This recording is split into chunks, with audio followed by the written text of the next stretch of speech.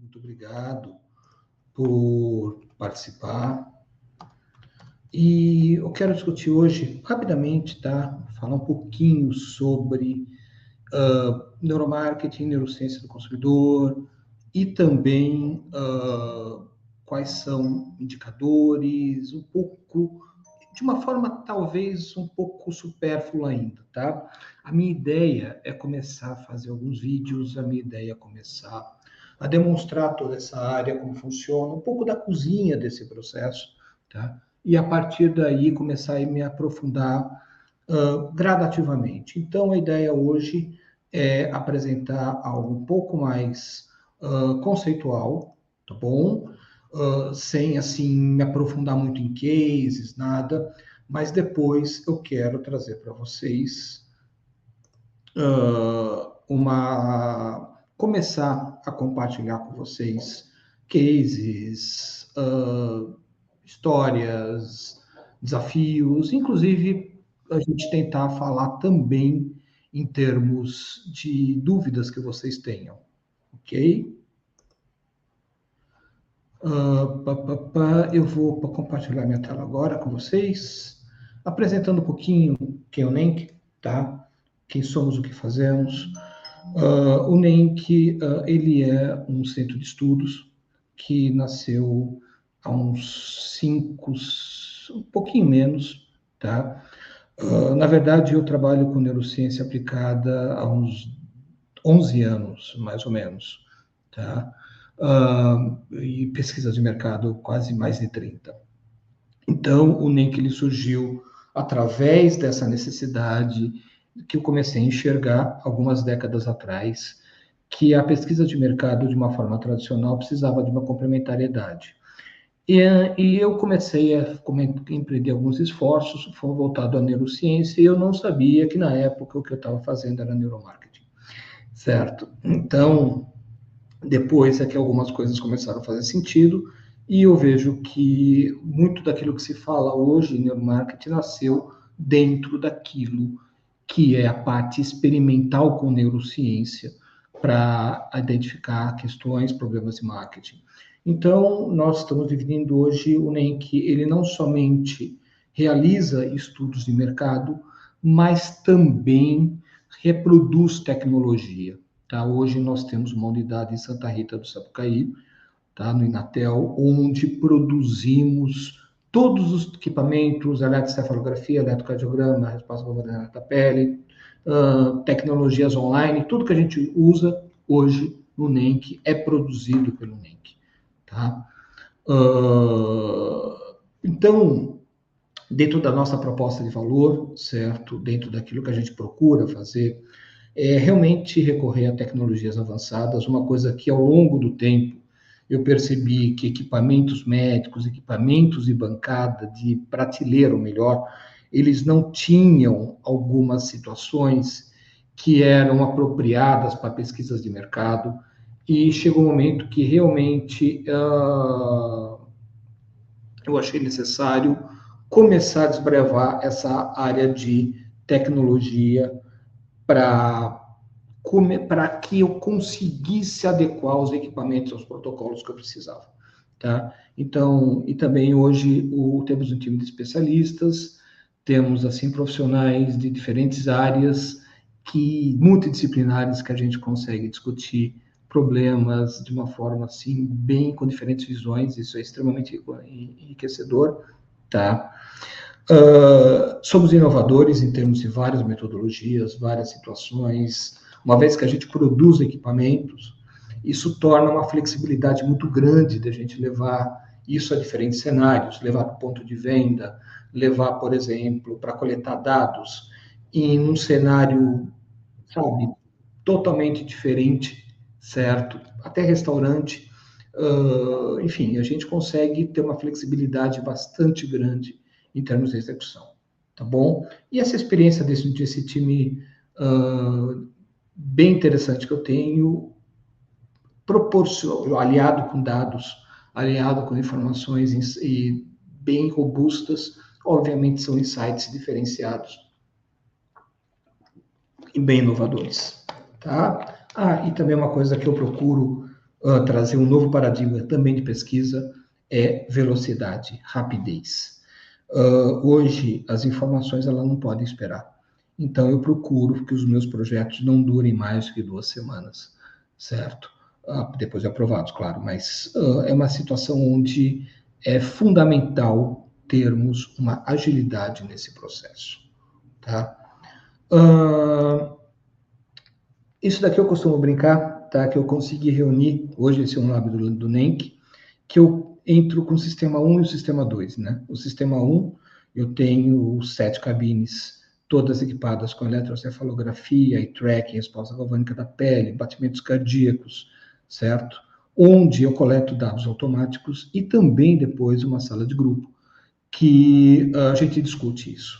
Então, neuromarketing não trabalha sozinho, ele não é um elemento de dados isolado, é fundamental que tenhamos também os dados declarados, tá? Portanto, é algo assim importantíssimo você não apenas ter aquilo, as respostas automáticas, tá? Como também ter uma situação de você identificar o declarado. Isso tanto na perspectiva quantitativa, também como uma perspectiva qualitativa. Tá? Como a gente está falando de dados, as possibilidades de miscigenar esses dados, de analisar, de ter diferentes perspectivas em termos de construção analítica é muito rica. Então, perceba que quando você junta essas situações, nossa, é algo extremamente poderoso. Tá? E é interessante também que eu particularmente eu gosto muito dos neurociência junto com o qualitativo, tá? Porque as amostras de neuros são menores e as amostras de quali também não são muito grandes. Por exemplo, 30, 40 indivíduos, você consegue fazer quali e é o suficiente para neuro para você ter insights bem interessantes. Basicamente, eu recomendo 40 pessoas, tá? Mas veja que aquela história de sistema 1, sistema 2, certo? Que todo mundo fala normalmente são as palavras de neuromarketing, né? Pegar os dois sistemas, está aí. É isso que é sistema 1, sistema 2. Sistema 1 é coletar dados neurométricos, sistema 2, certo? Pegar os dados declarados, os dados que verbalizados e cruzar as informações, ok? Bom, o que eu quero falar com vocês hoje, basicamente, são 4 temas, ok? Conceituar um pouquinho a neurociência aplicada, tá? Como é que ela entra nessa lógica de neuromarketing, como é que ela entra nessa lógica de ajudar aos decisores de marketing tomar decisões, certo? Depois eu quero falar um pouco das tecnologias, como elas funcionam, quais são os métodos utilizados, tá? Por fim, começar a falar um pouquinho também sobre os KPIs, ok? Pouco, quase, muito se fala de neurociência aplicada, etc., mas no final do dia o que mede, tá? E eu vou antecipar uma coisa importantíssima. Neurociência mede sempre a mesma coisa, certo? Puxa vida, Ayrton, tem sentido você, numa pesquisa de mercado, medir sempre a mesma coisa? Tem. Por quê? Você mede de diferentes formas, em diferentes contextos, com diferentes situações, e a partir daí, o banco de dados, a forma como você começa a construir uma inteligência de dados, é algo extremamente enriquecedor, tá? Portanto, é muito interessante quando a gente pensa que quem vem de pesquisa de mercado, se tem alguém me ouvindo na área de pesquisa de mercado, vai perguntar: pô, para cada projeto eu monto um questionário, para cada projeto eu monto uma escala. Agora vem um cara de neurociência dizer que ele mede sempre a mesma coisa em todas as situações? Sim, certo? Mas ainda depende do questionário um pouco, depende um pouco das escalas, porque as situações também a gente vai juntar os dados. Eu vou fazer as coisas fazerem sentido para você, tá? E depois te explicar um pouco como as coisas saem do lab para ir para o mundo real, tá bom? Então é importante fazer essa conexão, ok? Vamos lá, gente. Primeiro, neurociência. ok? Onde ela entra no marketing, de que forma ela entra dentro desse processo decisório, tá? E como é que é essa mecânica, tá bom? Uma coisa que me assusta muito é que muitas vezes a neurociência ela é como se fosse uma prescrição de regras de comportamento, certo? Cuidado com isso, isso é muito perigoso, tá? É como se você pegasse uma pesquisa para uma categoria, sei lá, de lácteos e fala, puxa vida, nessa categoria a pessoa achou isso. E pega teu leito negócio, por exemplo, que é na área, sei lá, de salgadinhos, ok? Então, existem vários sites, porém, existe um elemento contextual, tá? Então, vamos entender um pouquinho melhor esses aspectos. Em primeiro lugar, eu acho importante fazer uma diferenciação de emoção e sentimento, tá? Isso pouco tem sido explorado e se você quer entender o comportamento do consumidor e, sobretudo, quer estudar esse comportamento em relação à sua marca, ao seu produto, é fundamental que você entenda dois processos básicos: emoção e sentimento. O que é um processo emocional? É uma resposta automática e inconsciente, ok? Como é que você captura isso? De forma fisiológica. Portanto, quando você quer identificar reações emocionais do seu consumidor ao produtos, a marcas, a comunicação, certo? Você precisa medir reações fisiológicas. E particularmente, esta mensuração, ela tem duas variáveis. Emoção, ela tem dois eixos, só dois eixos: valência e intensidade, certo? Se foi positivo e o quanto foi positivo, e se foi negativo, o quanto foi negativo, certo? Intensidade, o quanto foi forte e o quanto foi fraco. Gente, mas puxa vida, só isso que mede emoção? Só isso que mede emoção, tá? Mas tem uma coisa muito importante. O processo emocional, ele acontece antes da consciência. Então, ele acontece numa situação onde uh, ele antecede um juízo, uma elaboração, um conceito, tá? Imagina que você está, eu acho que todo mundo já teve essa experiência, está andando na rua, de repente passa por uma grade e vem um cachorro e começa a latir, certo? E você pula de lado. Você tem uma reação emocional, tá? Pupila dilata, coração bate mais forte, adrenalina no sangue, tudo isso é emoção, ok? Depois você fala, que medo eu senti, que susto levei, tá? Isso é um sentimento. Então, a emoção é um processo que você mensura por meio de instrumentos, diferentemente do sentimento, que ele acontece dentro de uma hierarquia após um processo emocional, onde ele constrói uma experiência dessa emoção que você sentiu. Então, ele normalmente ele é verbalizado, certo? Ele é contextualizado, ok?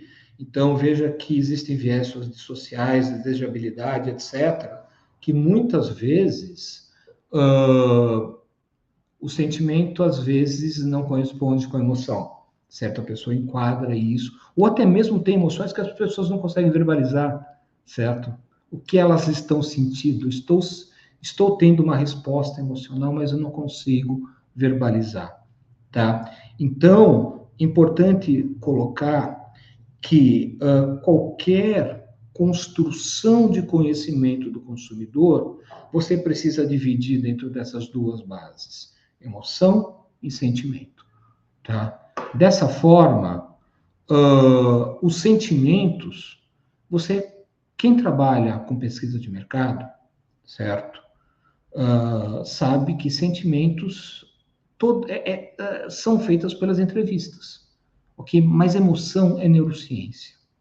Vocês já viram, se morreram de ver, quem já viu palestra de neuromarketing, essa história de pirâmide está super batida, certo? Mas as pessoas normalmente falam que interessa, precisa mergulhar fundo aqui, que aqui é o relevante. Não, na verdade você precisa entender o iceberg inteiro, certo? As coisas não é só o que está submerso, não. É o que está em cima. Esse daqui é um indivíduo. Isso daqui funciona de forma holística, certo? É importante você entender o que está na superfície e também entender o que está submerso, certo? De maneira que você consiga retratar com maior precisão essa experiência, esse indivíduo, certo? E detalhe, neuromarketing é você se aprofundar aqui, não com regras estabelecidas, não com conceitos pré-formatados, mas com estudos experimentais, com estudos que consigam capturar processos emocionais em relação a marcas, a comunicação, a produtos, que você consiga quantificar isso. Gente, existe uma regra que eu vou falar que vocês não devem estar careca de saber, que é o que não se mede não se gerencia, certo? Então, como é que você pode medir uma emoção? Como é que você pode gerenciar emoções de um produto, se ele está oferecendo ou não, se você não mede isso? Ah, mas, por exemplo, eu pergunto para a pessoa, ok, mas quando você, por exemplo, testa um produto, isso daí tem uma situação temporal que oscila. Por exemplo, a gente trabalha muito com fragrâncias, certo? Gente, fragrâncias é um processo volátil. Então, em função do tempo, essa experiência, essa experiência emocional, ela sofre alterações, às vezes até intensas, em razões de segundos, certo? O sentimento, o que você achou da fragrância, nada mais é do que uma síntese disso tudo, é altamente importante. Mas o que aconteceu isso? Esses milissegundos que o cérebro respondeu, certo? Em determinadas épocas, que são conjuntos, são blocos analíticos, com uma determinada intensidade, com uma determinada valência, te faz entender melhor como aconteceu essa emoção. Tá? Que nem sempre é verbalizada, ok? Portanto, a neurociência aplicada, ela está aqui. E detalhe, gente, não tenta, às vezes nas minhas palestras eu costumo brincar, certo? Que se você não faz pesquisa de mercado, certo? Se você não tem a iniciativa, certo, de falar com o seu consumidor, de procurar entender metodologicamente, de uma forma científica, o teu consumidor, certo? Sem qualquer protocolo neurocientífico, mas usar uma metodologia para entender o seu consumidor. Se você não usa isso, você não pode, não vem para neuromarketing, certo? Que é a mesma coisa que você tem um Palio, certo? E está procurando uma Ferrari. Então, eu acho que é importante dar um passo atrás, entenda um pouquinho da construção metodológica de estudos de comportamento do consumidor, como aplicar no seu negócio, como fazer rotinas de estudos neurocientíficos e a partir de uma forma mais científica e depois se parte para estudos neurocientíficos, certo? Mesmo porque o que acontece, a gente está falando, quando fala em medir emoções, está falando em dados, certo? Que tipo de dados? Tá? A neurociência é um outro tipo de dado que você usa para tomar decisão, certo? Normalmente os gestores de marketing usam dados de vendas, usam dados mercadológicos, certo? Para poder sustentar o seu processo decisório. Alguns gestores usam KPIs mais sofisticados de comportamento do consumidor, certo? Onde procuram entender, por exemplo, brand equity, procuram entender quantificações de comportamento, maravilha. E aqui a gente está falando de um dado muito mais sofisticado. Então, a gente está descendo no iceberg. A gente está, na medida que a gente desce no iceberg em termos de pegar mais dados emocionais, nós aumentamos muito a complexidade desses dados, tá? Então, por que a neurociência é interessante? Em primeiro lugar, ela coleta dados de forma síncrona. Quando você estimula uma pessoa, por exemplo, com um fato, com uma comunicação, com um alimento, automaticamente os dispositivos estão fazendo leitura disso. Automaticamente, tá? Então, isso é muito interessante porque eu consigo ter em tempo real o que acontece com a experiência, certo? E mais, eu consigo coletar dados de uma forma paralela. Como assim paralela? A pessoa pode estar com eletroencefalograma, que eu vou dizer sobre isso, que é o EEG, certo? Sistema nervoso central. Ela pode estar com dispositivos no dedo, tá? Que é o GSR, o ECG, por exemplo, que é o eletrocardiograma em resposta galvânica da pele, que é sistema autonômico, mede outros sistemas. Eu estou medindo o indivíduo em sistemas diferentes, certo? E ela pode estar com eye tracking, por exemplo. Está aparecendo o Robocop? Ok, so what?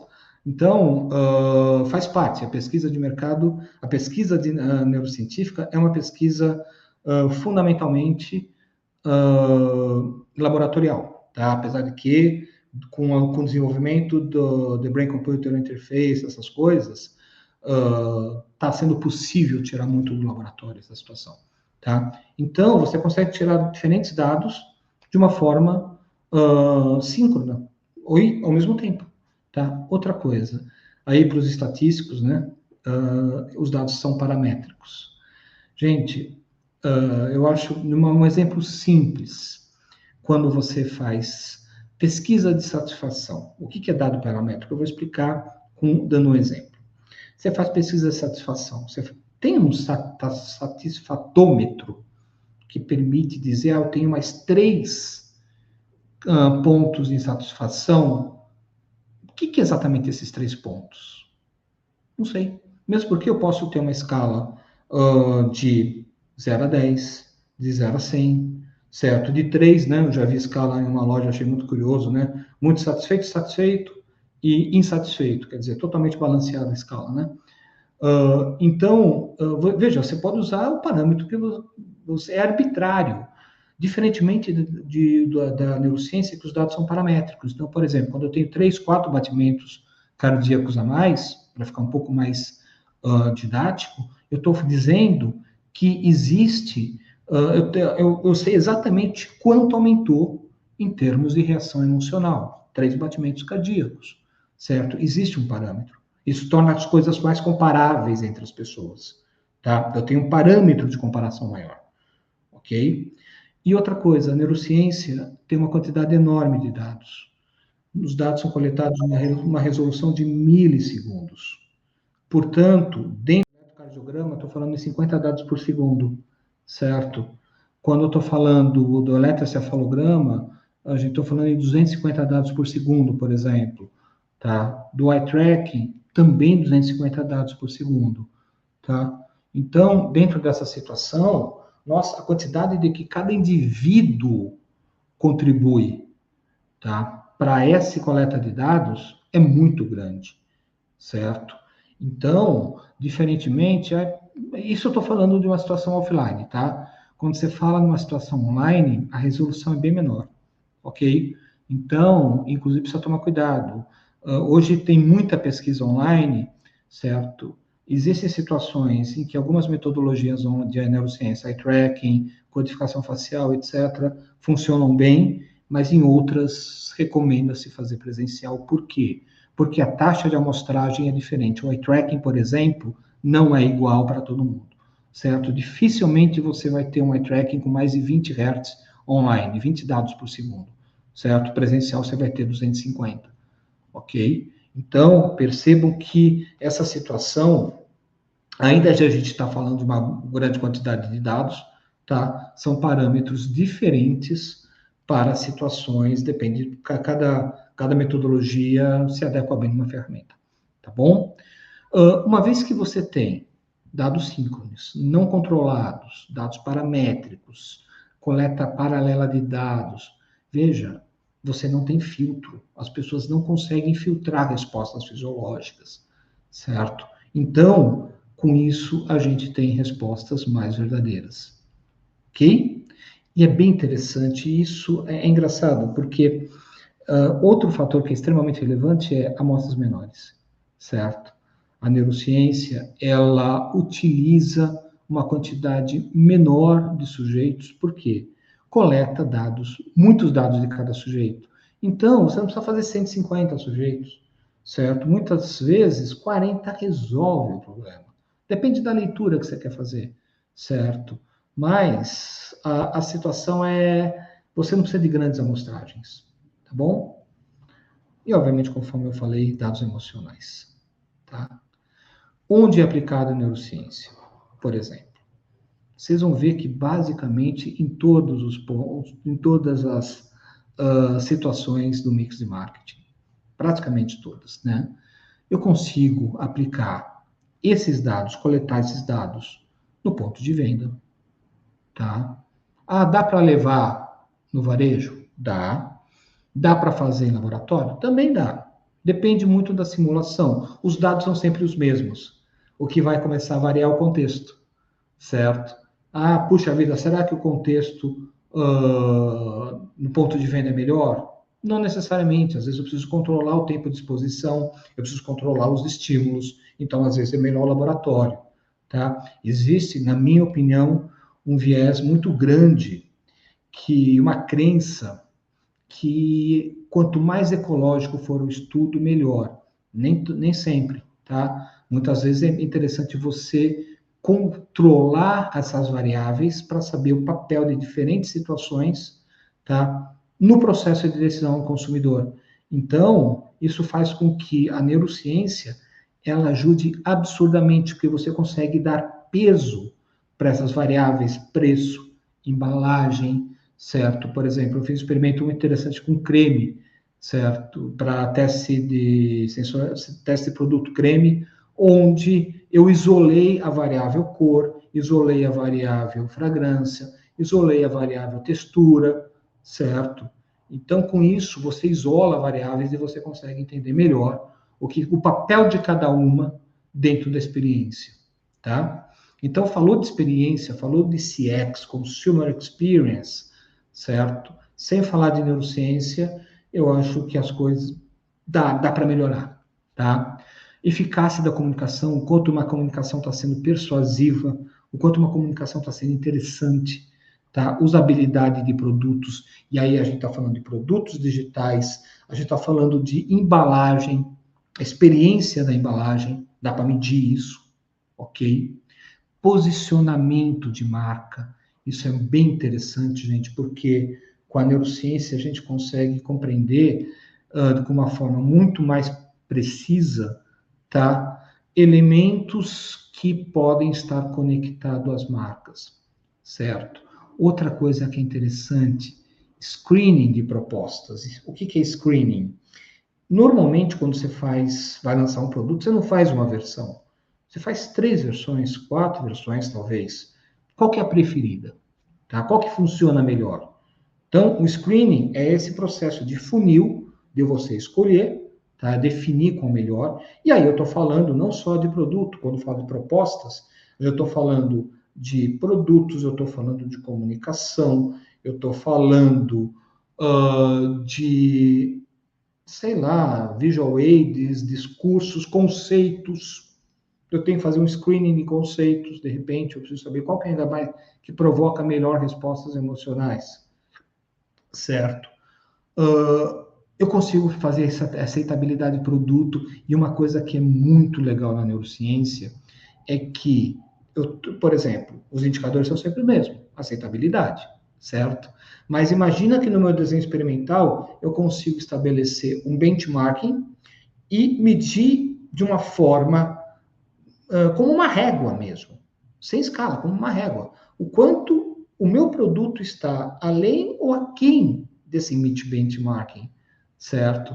Então, esse likability, essa situação é muito mais poderosa do que uma escala, porque se lembra, é paramétrico, é métrico, certo? Neurociência, ciência medida. Então, e é fundamental que seja possível você estabelecer regras de magnitude para você poder tomar decisão. Você, como decisor de marketing, você precisa de dados, você precisa disso, estar municiado de informações consistentes para dizer, eu vou para cá ou vou para lá, tá? Ok? Avaliação de conceito e claims e apelos emocionais, isso é muito para a área de cosméticos, a gente faz muita avaliação de apelo, tá? E a neurociência é algo poderoso para isso, tá? Por quê? Porque eu capturo respostas emocionais, certo? Processos de relaxamento, relaxação, né? Que é um processo de atenuação da frequência mental, processo de atenção, processo de excitação, pode ser situação arousal, psicológica, pode ser a excitação fisiológica, erógena, certo? Tudo isso é possível medir pela neurociência, tá bom? Então, veja, a neurociência, ela junta duas áreas, certo? Que são extremamente importantes. Se você pegar a neurociência mais a pesquisa tradicional, quando você junta esses insights, você entende o consumidor de uma forma holística, certo? Não existe fazer só neurociência e também não deveria existir só fazer pesquisa tradicional, tá? Por quê? Você quer saber, você precisa saber esses dois mundos. O iceberg, de novo, você não corta nem o topo, você não fica nem com a parte de baixo, nem com a parte de cima, certo? Você precisa ter aí uma situação de compreensão de uma forma mais global, tá? Vamos falar um pouquinho sobre as tecnologias abordadas, tá? Isso daqui basicamente é uma situação de estudo. Estas são as mais comuns, ok?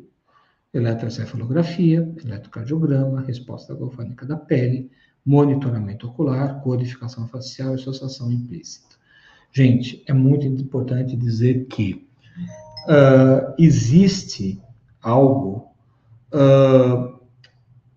Esses dados, quando você começa a aprofundar nesse iceberg e pegar dados mais sofisticados, a complexidade de análise aumenta muito, tá?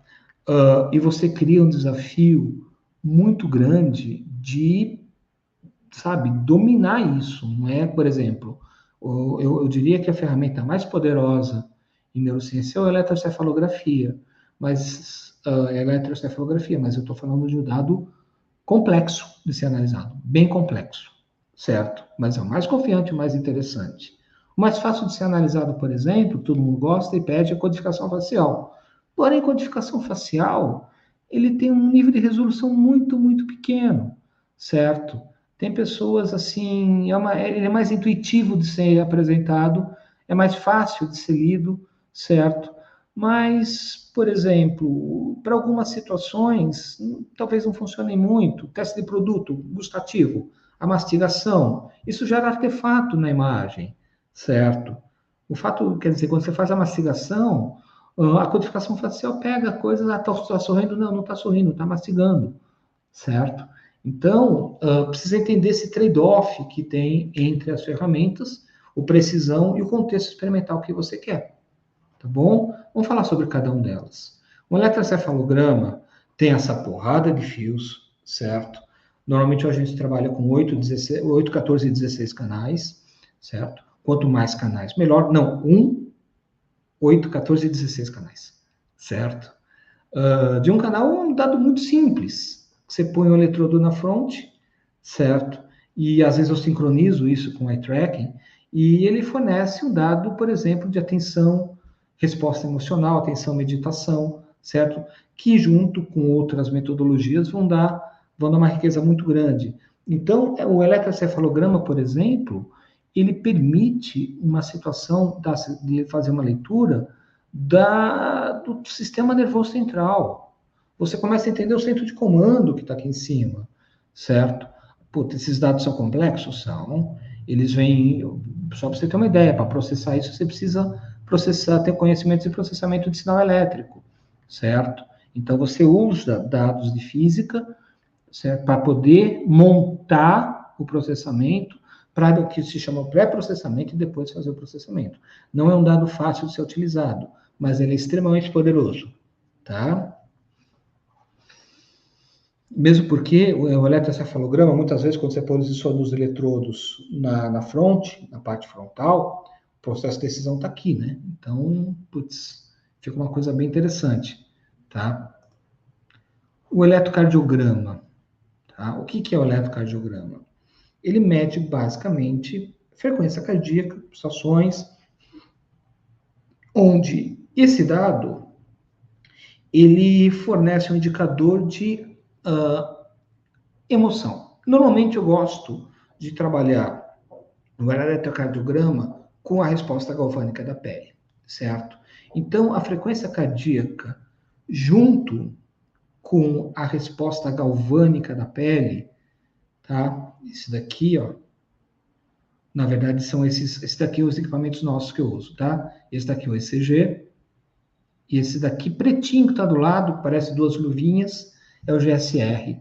Esses dados, ele me dá um indicador emocional, certo? Quando eles são processados juntos, ele me dá o quanto uma determinada, enquanto um determinado estímulo provoca um arousal, certo? E olha que interessante, uma vez que eu estou coletando sempre os mesmos dados, eu posso comparar situações de análise. Por exemplo, eu posso comparar, sei lá, uma fragrância com Red Bull, eu posso comparar o quanto uma embalagem, por exemplo, o quanto hoje tem essa tendência de unpackaging, né, de você abrir uma embalagem, a resposta emocional que você tem uma embalagem, eu posso comparar, por exemplo, com um filme emocionante, o quanto aquela embalagem ela é comparável, por exemplo, com um filme altamente emocional, de alto impacto, né? Um filme curto, por exemplo. Então, veja que essas situações, é sempre os indicadores, esse indicador emocional, por exemplo, que vem dessas duas ferramentas, em diferentes contextos, em diferentes propostas analíticas, você consegue trazer insights muito, muito interessantes, tá? O eye tracking, que é normalmente todo mundo sabe do eye tracking, conhece o eye tracking, certo? Às vezes ele é muito mal utilizado, porque o heatmap, área quente é boa, área fria é ruim, não necessariamente. Eu pretendo postar um vídeo, fazer um conteúdo só para falar de eye tracking, tá? Quais são os indicadores, como funcionam esses indicadores, ok? Inclusive com a participação de um parceiro, vamos ver se ele tem disponibilidade da Alemanha, que ele é um grande profissional nessa área, mas o eye tracking ele permite avaliar o foco visual, certo? Imagina que os olhos são como uma lanterna, o eye tracking ele te mostra para onde essa lanterna está iluminando, certo? Não te dá valência, não te dá qualquer situação de bom e ruim, mostra simplesmente como os gastos visuais, como os recursos visuais são utilizados, tá?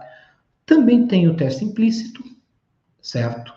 Onde o teste implícito ele é basicamente uma tarefa. Um teste implícito clássico, tá? O clássico. Eu dou um estímulo, por exemplo, tem peixe no céu, certo? Te dei um estímulo. E aí eu obrigo a você concordar com essa afirmação e obrigo a você a discordar dessa afirmação. São duas coisas que é importante, o aderente e o não aderente. Ora, peixe no céu, não tem nexo isso. Então, quando a coisa tem uma rota de confusão, uma rota de não aderência, o tempo é menor. O tempo de resposta é menor. Tá? Então, isso é extremamente interessante para avaliar posicionamento, aderência de atributos, sabe? Normalmente, às vezes, você entra com... Eu já testei 10 atributos e, de repente, nenhum foi aderente, certo? Então, é bem interessante quando você começa a usar o teste implícito, porque ele é muito robusto, ok? Bom, quais são os principais KPIs? Eu falei para você que a neurociência mede sempre a mesma coisa, certo? É isso mesmo, certo? Imagina eu, no NENC, nós somos uma empresa especializada em medir sempre a mesma coisa. Só que, para ter os insights, a gente contextualiza, certo? A gente não utiliza só as medidas, mas também utiliza conceitos de neurociência, conceitos científicos, para poder interpretar e também regras de negócio, e aí sim tem os insights, tá? Um profissional de neuromarketing, basicamente, ele tem três situações que são extremamente importantes. A primeira, a capacidade de construir um protocolo que possa estar direcionado ao problema de negócio. Segundo, esse profissional tem que ter uma capacidade analítica que os dados são produzidos, dos dados a serem produzidos, né, as ferramentas a serem utilizadas, e a partir daí conectar isso com insights de negócio, ok?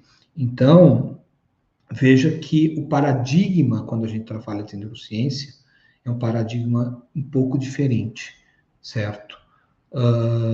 Parece estranho, de novo, ser especialista em sempre nos mesmos dados. Porém, isso traz insights muito, muito interessantes, tá? Quais são esses dados? Primeiro, são dados de atenção, tá? Que você mede e, sobretudo, imagina medir isso de forma comparativa entre concorrentes e não só isso. Medir isso de forma comparativa com dados normativos que eu tenho aqui dentro, certo? De alguns anos de trabalho sendo feitos, onde eu consigo te dizer, por meio desses dados normativos, certo? E também comparativos com teus concorrentes, certo? O quanto determinados estímulos, quais? Comunicação, certo? Uh, sei lá, produto, embalagem, certo? O quanto isso consome atenção, ok? Outra medida fundamental, engajamento, certo? Por meio da ativação do eletroencefalograma, a atenção também mexe pelo eletroencefalograma, não só pelo eye tracking, certo? O eye tracking é o foco visual, mas a força dessa luz, o quanto você está prestando atenção, você pega nessa parte de trás do occipital aqui, que é o processamento visual, tá? Então, não é somente o eye tracking que mede a atenção, tá? O engajamento você pega por aqui pela frente, ok? Então, pelo eletroencefalograma, eu consigo medir, certo? E detalhe, gente, de uma forma muito precisa, o quanto determinados produtos são engajáveis ou não, certo? De novo, comparando entre concorrentes ou até mesmo em função dos nossos dados normativos, tá? Valência emocional. É positivo? É negativo? Valência emocional eu consigo pegar por aqui, certo? ECG e GSR, tá? Onde isso consegue me ajudar a saber em quanto tempo eu tenho uma reação positiva, porque a neurociência, ela também monta aquilo que a gente chama de séries temporais, tá? O qual que é, quanto tempo demora, tá? E normalmente até em milissegundos, para que uma determinada reação ela venha. Gente, isso na área, por exemplo, de saneantes é fundamental, certo? Como sabe, tem uma metodologia que eu brinco aqui, que se chama de teste de tampa, né? Que quanto tempo você desenrosca, cheira, enrosca, e aquilo, certo, fala, opa, gostei, já vou botar no carrinho, certo? Isso se chama arousal. Então você tem que ter um arousal forte, uma ativação fisiológica forte, com uma valência emocional positiva. Aí, aquele produto fala, meu, ótimo, você tem 2 segundos para cativar o cara, certo? 2 segundos, somente a neurociência consegue fazer algo com essa resolução de tempo, tá? Porque depois, quando a pessoa se demorar 10 segundos, por exemplo, para você ativar a pessoa, meu, o cara já abriu mais 5 tampas ali, certo? E aí, putz, já teve sobrecarga olfativa, etc. tá?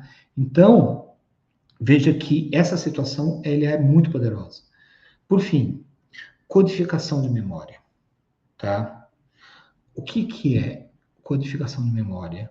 Existe alguns pontos e algumas regiões no eletroencefalografia que você consegue calcular a probabilidade de um estímulo ser resgatado, certo?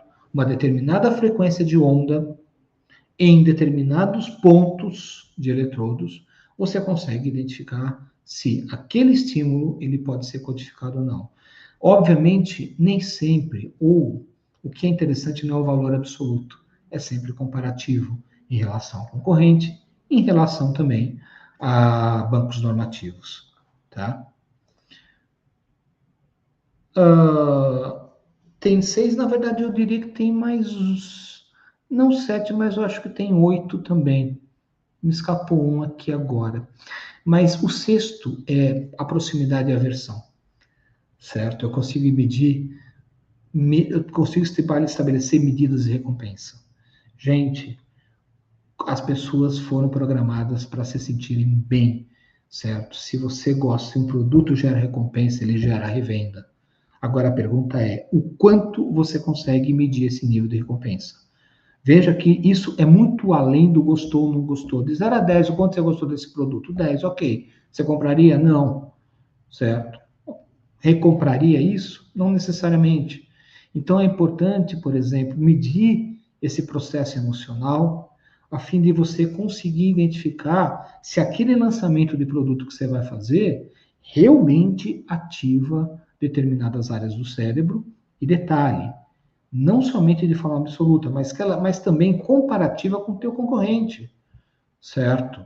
Então, por isso que as empresas que estão usando a neurociência, elas estão ganhando um diferencial competitivo, ok? Outra coisa, conflito talvez, conflito cognitivo, eu acho que talvez sobrecarga cognitiva seja a melhor designação, né?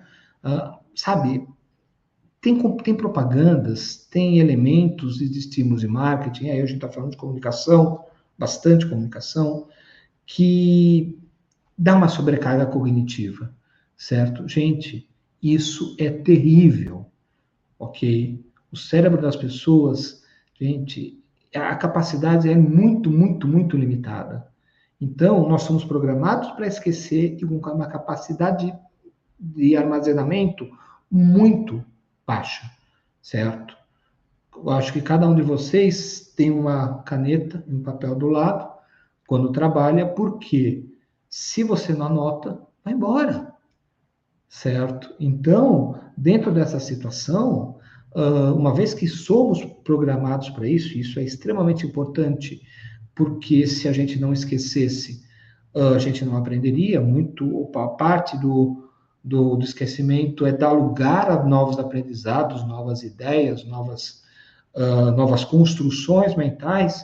Só que acontece o seguinte: nesse processo de esquecimento vai a tua marca, vai a tua comunicação também, certo? Então, é importante muitas vezes que não somente testar a memorabilidade, mas o quanto isso é exigente ou o quanto existe uma sobrecarga cognitiva. Porque se a sobrecarga for alta, gente, vai embora. Nós somos programados pelo menor esforço também, certo?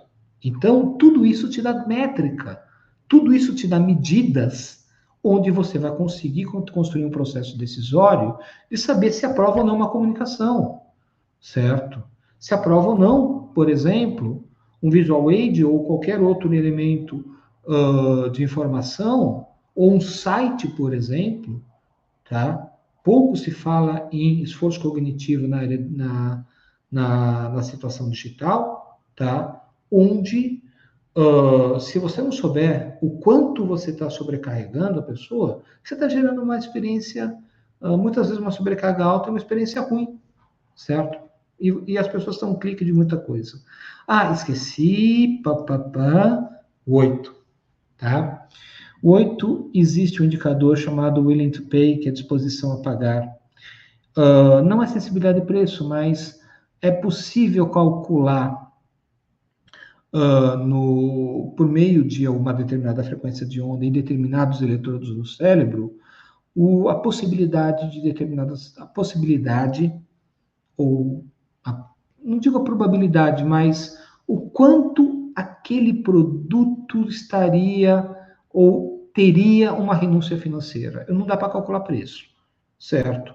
Até tem metodologias por meio de aproximação repulsa, que você vê basicamente os centros de recompensa e vê determinado a precificar qual o preço ideal por meio de testes de eletroencefalografia. Mas aqui, quando eu falo willing to pay, disponibilidade a pagar, eu não estou falando em termos de valor, mas eu estou falando, ok, se eu enxergar esse produto na prateleira, provavelmente eu vou pagar por ele, certo? Então, isso é possível também ter esses indicadores, tá bom? E por fim, gente, como é que a gente sai do laboratório para a vida real, tá? Simples. A entrega é por dados. O decisor, ele recebe dashboards, relatórios, etc., inclusive com testes estatísticos, dizendo nível de significância, com robustez científica, tá? Que mostra, por exemplo, puxa, aqui você tem 4 propostas, o basal, a proposta 2, é a que tem melhor envolvimento emocional, certo? Ah, e detalhe muito interessante. Nós aqui trabalhamos sempre a pessoa, comparando a pessoa com ela mesma e considerando os dados basais. Então, isso é interessante porque facilita, quer dizer, no mínimo que você tem que fazer é tirar a pessoa do lugar de inanição dela, tá? Então, tem propagandas, por exemplo, que você faz um teste, o basal está aqui, e a propaganda está que nem o basal, mesma coisa. Fala, meu, se você for para essa comunicação, esquece. Você nem conseguiu tirar ela do lugar, você não conseguiu, sabe, dar um impacto para ela, sabe, teve alguma fagulha, certo? Emocional, zero. Então, isso, como é que a gente traz os dados para a realidade? Eu não posso abrir relatórios, etc., mas aqui a gente monta dashboards onde a gente consegue comparar propostas, comparar rotas, certo? É muito importante. A neurociência, ela é experimental, gente.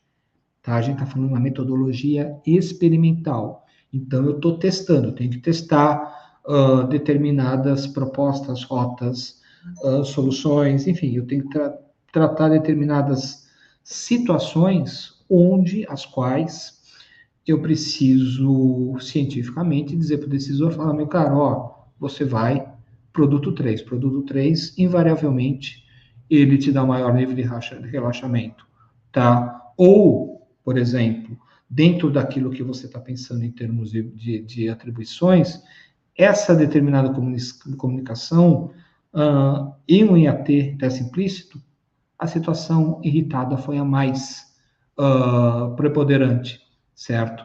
Então, veja que esses dados, com uma amostragem muito menor, e detalhe, gente, parece que não, mas os custos, a neurociência, ela barateia os custos de pesquisa, porque a amostra é menor, certo? Os dados, por exemplo, no meu caso, eu já tenho algoritmos de pré-processamento onde facilita, otimiza muito o prazo, tanto que por isso que eu consigo entregar o projeto em até 2 semanas, certo? Então, veja que são situações onde a gente consegue construir indicadores muito fortes, certo? Onde, de uma forma inequívoca, que o decisor ele não precisa, ele está ali, ele fala, ok, eu sei para onde ir, certo? Eu tenho, é isso o neuromarketing. O neuromarketing é você conseguir, não é o decisor usar regras de comportamento para criar um processo de decisão, mas é ele buscar dados neurocientificamente construídos para sustentar o seu processo de decisão, ok? E aí é coisa sólida, tá? Então, gente, basicamente, o que eu queria com vocês, passar para vocês é isso, certo? Não sei se é possível perguntas, eu não sei se se a Cami conseguiu habilitar aqui, certo? Mas, de qualquer forma, deixa eu voltar aqui.